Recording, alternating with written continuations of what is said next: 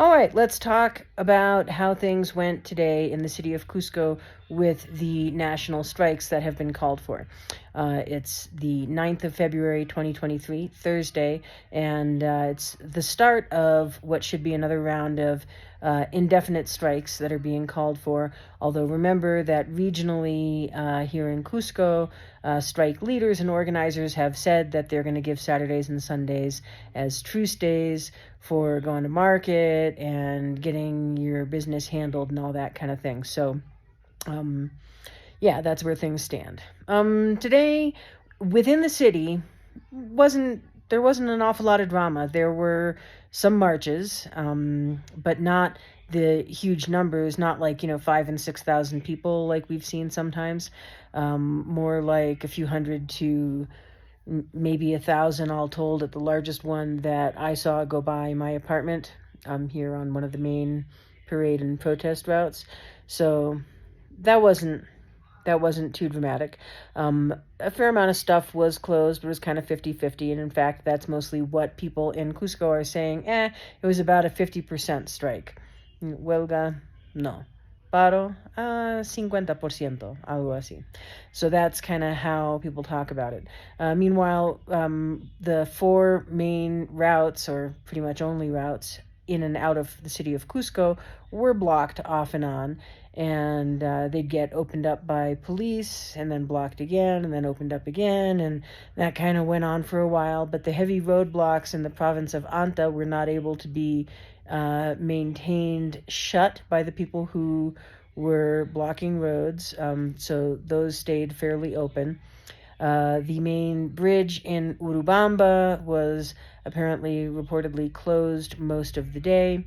And heading out south, things were pretty wide open all the way to Urcos early in the day and closed up for a while around the southern part of Cusco, the city, for a while, with a lot of people who were marching, specifically wearing black and saying that they were in mourning for the 1 month anniversary, the 1 month, it's been a month since the massacre of Juliaca.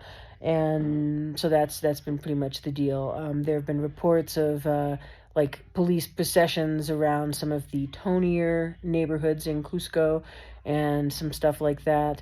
But there hasn't been an awful lot. There were multiple helicopters flying around today, where nothing was happening, but okay. Anyway, so that was definitely the case, and there was no public transit. Some taxis were working, but it was lower numbers than usual, I would say. So that's inside the city.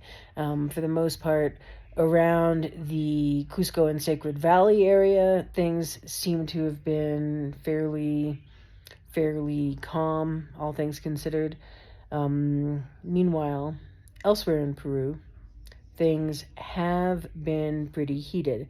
So in Juliaca, in Puno, Juliaca is the capital of Puno. This morning they were announcing that they were starting to rebuild the walls at the airport, which has remained closed for some time now due to attempts to overrun it and take it.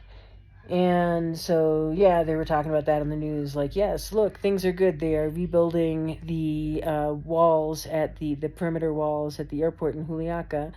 And as of current reports, coming up on 7 o'clock p.m., there are fires surrounding the perimeter of the airport walls in Juliaca, and there have been a lot of clashes with police, and there have been reports of wounded, no reports of dead yet.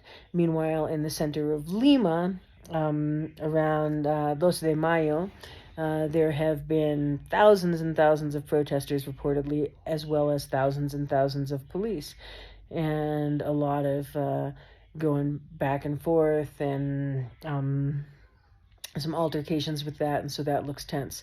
Folks I know who live near that area of that part of Lima have been telling me that the way it seems to go down is that things are mostly pretty normal around that area. You can go out and have a cup of coffee, and then, 4 or 5 o'clock runs around, time for afternoon, evening commutes and so forth, and it starts to get really full up.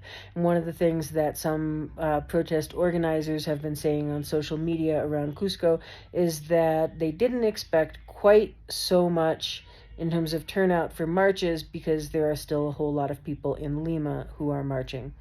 Anyway, so those are sort of the general reports as far as what's going on in the government. The right wing says the left wing in Congress is to blame for not approving any paths to moving elections forward.